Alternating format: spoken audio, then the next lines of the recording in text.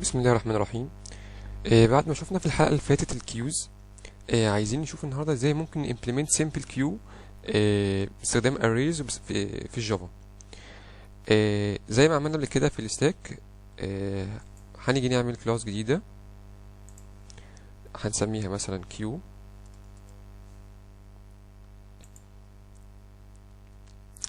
كويس، عندي queue. الكيو ده واضح طبعا ان انا محتاج فيه اتنين integers يقولوا المكان بتاع الفيرست واللاست، الفيرست اندكس واللاست اندكس. فاكيد هيبقى عندي integer اسمه first وانتجر تاني اسمه last. وزي ما اتفقنا قبل كده في الحلقه اللي فاتت initially ممكن نينيشيت الاتنين بنيجاتيف 1، هما الاتنين بسالب 1 لما يكون الكيو فاضي. فلما يكون الكيو فاضي في الاول خالص هيكون هما الاتنين بيساوي بعض، هما الاتنين بسالب ماينس 1، هيبقى هما الاتنين واقفين في الاول هنا زي ما اتكلمنا في الحلقه اللي فاتت. طيب احنا هنبقى محتاجين 4 ميثودز. اول ميثود بتقول لي الكيو دوت empty ولا مش empty. فواضح هنا هيبقى عندي ميثود، طبعا هنا هخليها public. الميثود دي هترجع بوليان true او false، empty ولا مش empty. فهترجع بوليان واسمها empty. وهيبقى عندي ميثود تانية برضو بتقول لي الكيو بتاعي فول ولا مش فول، فبرضو هترجع بوليان هتقول لي ان انا فول ولا مش فول. وهيبقى عندي ميثود تالتة بتعمل in queue اللي بتضيف في الكيو. ممكن دي ما ترجعش حاجة، اسمها in queue. ودي طبعا هتاخد الحاجة اللي انا عايز اضيفها في الكيو. انا مثلا لو هعمل queue of integers يبقى هتاخد integer. وهيبقى في ميثود اخر ميثود هتعمل dq اللي هتشيل من الكيو. دي مش هتاخد حاجة، هتشيل اول واحد في الكيو وترجعه لي. طبعا دي هتريتيرن الاليمنت نفسه. فانا لو عندي زي ما اتفقنا كيو اوف انتجرز يبقى هترجع لي انتجر. جميل. خلينا دلوقتي هنا اهوت. انا اكيد بقول ان انا عندي كيو اوف انتجرز، يبقى اكيد هيبقى محتاج array علشان اشيل فيها الاليمنتس بتاعتي. فهيبقى عندي array of integers لان انا هعمل queue of integers. هسميها مثلا array، ودي هتبقى new int. ولازم اكون مديفاين السايز بتاعها من الاول طبعا عشان هي array. لو انا طبعا في الاول مش عارف السايز بتاعها يبقى ممكن استخدم لينكد ليست زي ما اتكلمنا في حلقات قبل كده. لكن انا هنا مثلا هكون مديفاين السايز بتاعها وليكن ب10. يبقى انا كده هيبقى عندي array اللي بضيف فيها الاليمنتس بتاعتي. array of integers، والله لو انا بعمل queue of strings هتبقى array of strings. لو انا بعمل array queue of objects مثلا من نوع string تبقى هعمل array of string زي ما اتكلمنا في الحلقات اللي فاتت وفي الستاك وكده. طيب تعالوا بقى نمسك ميثود ونبدا نimplementها. اول ميثود اللي بتقول لي الكيو empty ولا مش empty. احنا لما اتكلمنا المره اللي فاتت قلنا ان الكيو هيكون empty امتى؟ لما الفيرست ايكوال اللاست، لما هما الاثنين يساووا بعض، هما الاثنين يشاوروا على نفس المكان. يبقى هنا هريتيرن ان فيرست ايكوال اللاست. ببساطه جدا الكيو هيكون empty لما الفيرست يساوي اللاست. في الاول خالص لما الكيو يبقى فاضي الفيرست واللاست هما الاثنين بيساووا واحد بنيجاتيف 1، فهيرجع لي empty فعلا. ولو اشتغلت كمان شويه والفيرست واللاست بقوا هما الاثنين بيساووا بعض يبقى معنى كده ان الكيو برضو فاضي. طيب امتى الكيو بيبقى مليان؟ هنا قلنا في حالتنا الحاله بتاعتنا دلوقتي الكيو بيكون مليان لما اللاست يوصل للاخر خالص. طب يوصل للاخر خالص يعني ايه؟ يعني بيساوي اللينث ناقص 1. فالكيو بتاعي اللينث بتاعه ب10، لما اللاست يساوي 9 يبقى كده الكيو بتاعي اتملى. يبقى هنريتيرن ان اللاست بيساوي لينث ناقص 1. طب ايه اللينث ديت؟ اللي هو السايز بتاع الاري بتاعتي. الاري بتاعتي السايز بتاعها كام؟ 10. يبقى ممكن نقول له هنا اهوت 10 ناقص 1 اللي هو بكام؟ ب9. يعني ممكن نقول له لاست ايكوال 9، او ممكن نقول له بيساوي array دوت length ناقص 1. جميل كده احنا عملنا implementation للempty وللفول. الكيوب بيبقى empty امتى؟ لما الفيرست يساوي لاست، والكيوب بيبقى فول امتى؟ لما اللاست يساوي اللينس ناقص 1. كويس. طيب نبدأ بقى نimplement ال enqueue وال dequeue. ال enqueue ببساطة احنا المرة اللي فاتت قلنا ان انا لما بحب اضيف في الكيو بعمل ايه؟ بزود اللاست بواحد واحطه في المكان ده. لما كان اللاست واقف هنا اهوت، الحتة دي كانت فاضية، المكان ده كان فاضي، كنا بنعمل ايه؟ بنزود اللاست بواحد ونكتب في المكان ده. يبقى ببساطة جدا هنعمل لاست بلس بلس وبعد كده نقول له array of last equal الفاليو اللي جاي. زودت اللاست، وبعد ما زودت اللاست ايه؟ كتبت في المكان دوت الفاليو اللي جايه لي. طيب والدي كيو اللي بيشيل من الكيو بيعمل ايه؟ لما احب مثلا كيو زي دوت، الكيو دلوقتي ده فيه كام؟ فيه 3 و5 و7. لما احب اعمل دي كيو يبقى المفروض ارجع مين؟ ارجع التلاتة، اشيل التلاتة والفيرست تتحرك قدام علشان بعد كده الكيو يبقى فيه الخمسة والسبعة بس. فكنا بنحرك الفيرست برضو بخطوة وارجع الفاليو اللي فيها الفيرست. يعني كان المفروض باخد الفيرست ده احركه اجيبه هنا اهوت واقف هنا اهوت، فلما يقف هنا اهوت وارجع الفاليو اللي فيها دلوقتي واقف عليها، ويبقى ساعتها الكيو هيبقى فيه مين؟ 5 و7 بس. يبقى برضو بنزود الفيرست بواحد ونرجع الفاليو اوف فيرست. يبقى ببساطة هنعمل فيرست بلس بلس وهنريتيرن array اوف فيرست. ببساطة جدا بس كده. ده كان الامبلمنتيشن بتاع الان كيو والدي كيو. الان كيو بنزود اللاست ونحط في الفاليو بتاعته الفاليو اللي جايه لنا، والدي كيو بزود الفيرست وارجع الفاليو اللي واقف عليها الفيرست دهوت. طيب تعالوا نجرب، تعالوا نروح للمين بتاعتنا ونجرب نعمل اوبجكت من الكيو بتاعتنا ونشوف هيحصل ايه. مثلا لو جيت عملت كيو، هتلاقي هنا في كيو، ده الكيو بتاعنا، وقلنا سميناه مثلا كيو equal new كيو. جميل.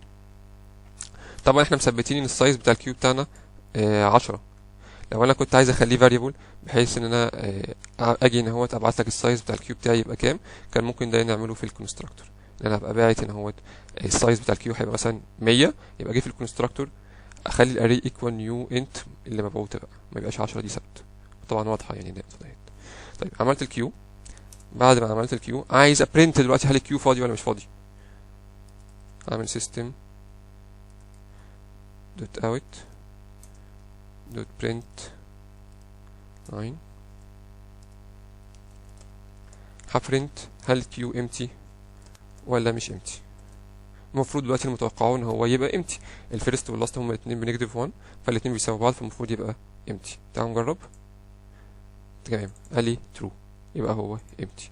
طيب هل هو فول ولا مش فول؟ كيو دوت فول، المفروض هو مش فول، هو لسه في اماكن فاضيه، فالمفروض يرجع لي فولس. تمام طبعا لي فولس. كويس قوي. طيب بعد كده هبدا اضيف في الكيو شويه حاجات. هعمل كيو دوت ان كيو واضيف مثلا 5، فدلوقتي الكيو بتاعي اصبح فيه 5. واعمل كيو دوت ان كيو تاني احط فيه 9، فاصبح الكيو بتاعي فيه 5 و9. تمام كويس. لو جيت دلوقتي عملت print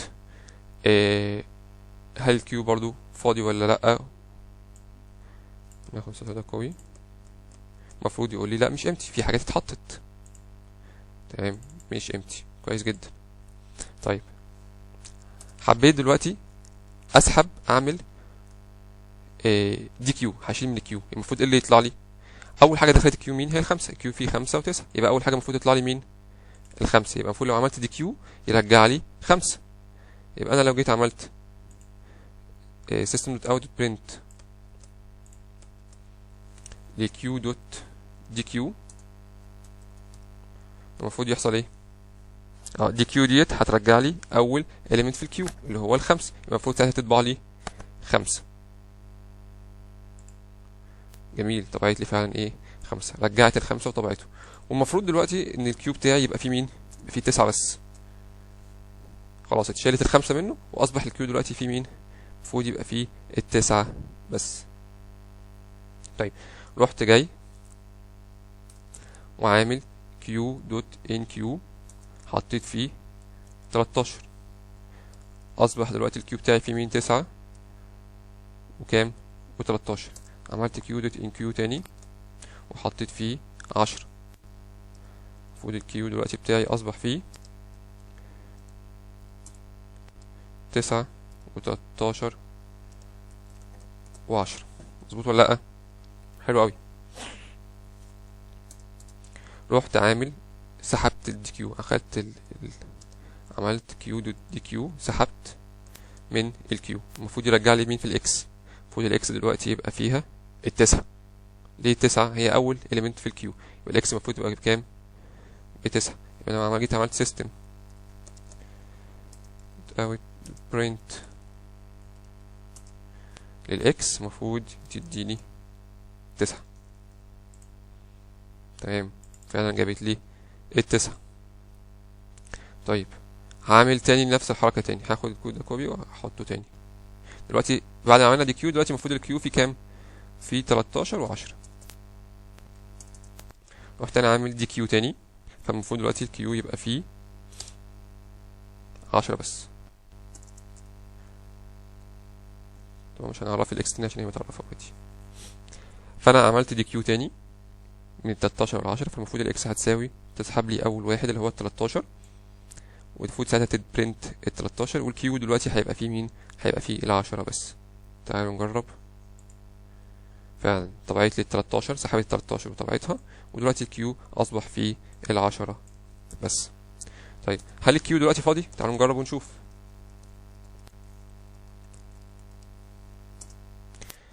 هل الكيو دوت امتي؟ المفروض يقول لي لا، المفروض يطلع لي فولس، ان هو لسه فيه ال10. جميل، قال لي فعلا فولس. طب تعالوا نفضيه بقى. تعالوا نعمل اكس تساوي دي دوت دي كيو،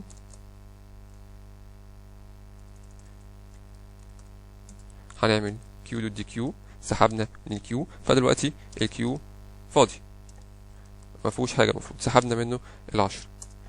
تعالوا نبرنت الاكس ونبرنت نشوفه فاضي ولا مش فاضي. هبرنت الاكس ماشي، وهبرنت هل الكيو فاضي ولا مش فاضي. المفروض لما برنت الاكس برنت لي مين؟ ال10 اللي كانت موجوده اخر حاجه في الكيو، ويقول لي ان هو فعلا امتي. المفروض يطبع لي 10 ويطبع لي ان هو امتي. جرب. جميل، طبع لي ال10 وقال لي فعلا ان هو فاضي. طب هل هو مليان؟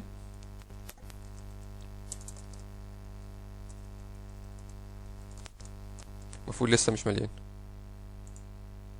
قال لي فورس. كويس قوي.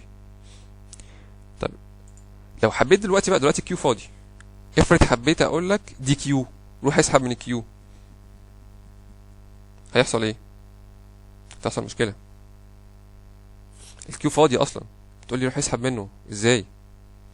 يعني تعال نجرب كده، نقول له كيو دي كيو، المفروض يضرب يعمل اي حاجه، بس المفروض ما يسحبش حاجه. يعني برضه خلينا نقول اكس بتساوي الكلام ده، ونبرنت الاكس دي. تعال نشوف هيحصل ايه. ده سحب ورجع لي زيرو. طب رجع لي زيرو ليه؟ عشان انت الاري ده راح في مكان غلط، مكان انا ما كنتش حطيت فيه حاجه اصلا، وسحب لي الفاليو اللي فيها، رجع لي زيرو. طب ما ده كده غلط، المفروض ان هو ما كانش يسحب اصلا. المفروض لما اقول له اكس ايكوال كيو دي كيو دي ما كانش يسحب حاجه. يبقى احنا دلوقتي محتاجين نروح نغير شويه في الكود بتاعنا. الدي كيو المفروض ما يسحبش لو كان الكيو فاضي. طب ازاي نعرف ان الكيو فاضي؟ هنيجي نتشيك هنا if this dot empty، لو هو فاضي هنعمل شويه حاجات، else يعمل الكلام بتاعه بقى، else يسحب. يبقى لو كان الكيو فاضي نعمل حاجه بقى، نقول مثلا system دوت اوت print، نقول مثلا ايه q is empty، ومثلا نرجع اي حاجه، نرجع -1 مثلا.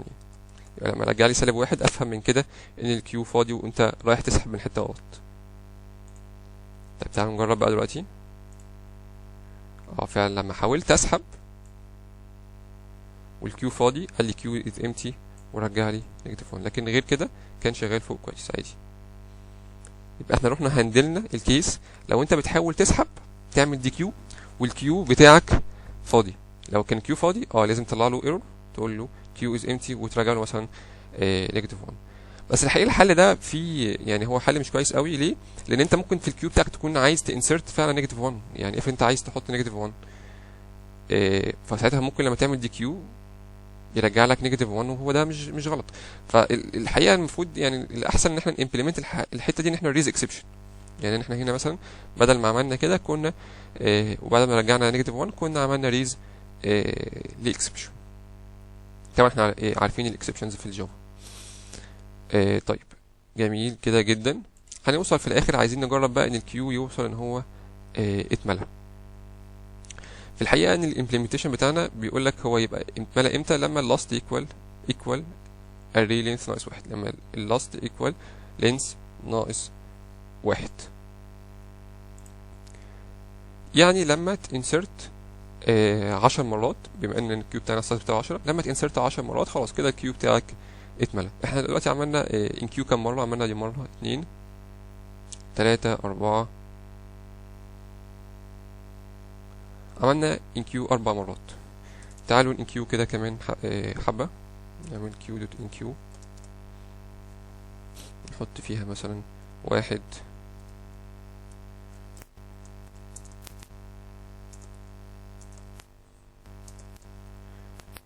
نحط فيها 1 2 3 4 5 مثلا. فكده الكيو بتاعي المفروض يبقى فيه 1 2 3 4 و5. ماشي كده احنا عملنا insert كمان 5 مرات وفوق كان فيه 4، يبقى كده عملنا insert 9 مرات. لو عايز ابرنت اشوفه empty ولا لا او full ولا لا. تعالوا نجرب.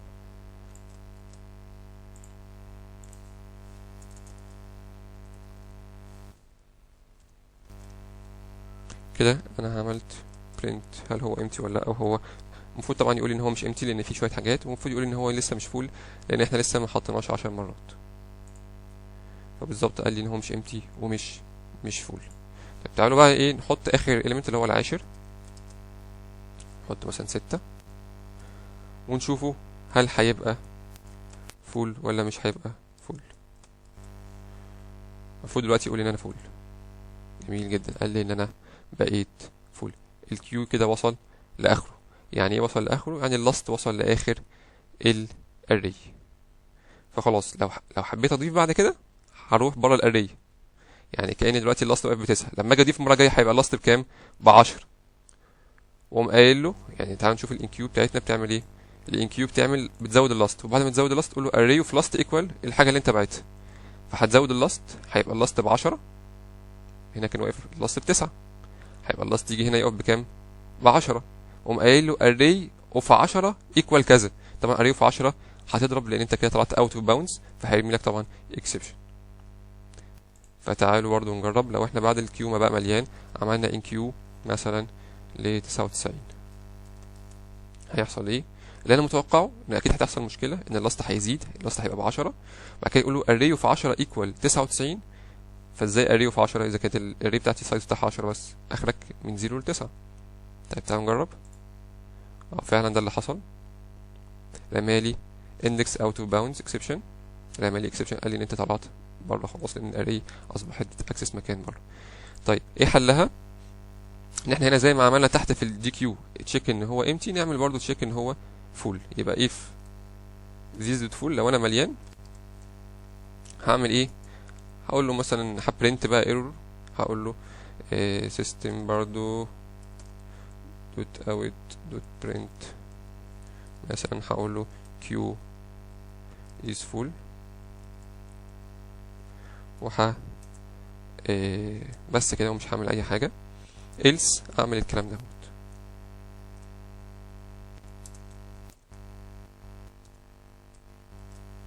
else هعمل كده. يبقى هو لو فول هبرنت الايرور دهوت ومش هعمل حاجه.